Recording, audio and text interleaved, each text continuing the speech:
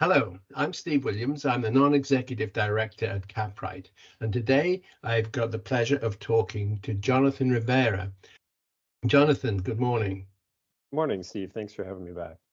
We talked a couple of months ago, and you gave us a good insight into the apartment market. We're now into a new year, so perhaps you could tell us what the trends look like for the year ahead. Yeah, sure. And thanks again.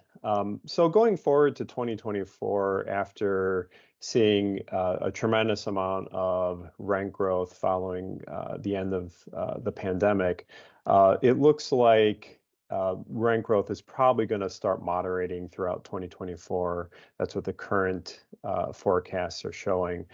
Um, part of the reason for that is basically there's reduced pressure from inflation, as well as slightly better outlook for the home buying market in regards to moderating of mortgage rates.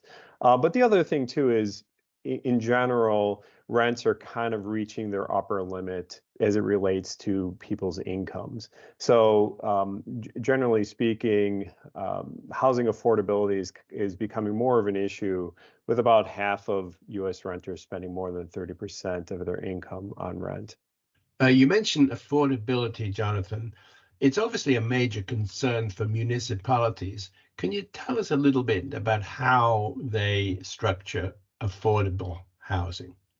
Sure. So, cities are looking to increase the amount of affordable housing, and there are two main ways that this is done. And one is through direct incentives, where you can provide tax credits or tax abatements in exchange for affordable units. And the other one is more indirectly, and that's by increasing the supply through increasing the amount of density by way of zoning. So, as far as like incentives, Chicago, for example, has recently increased the required amount of affordable housing for developments from 10 to 20%, and is also providing some tax credits as a way to incentivize the development of affordable housing. In Seattle, they have a program called MFTE, which affordable units are provided in exchange for tax abatements. And some of these tax abatements, taxes are just paid on the land site, and maybe a nominal amount for some of the improvements.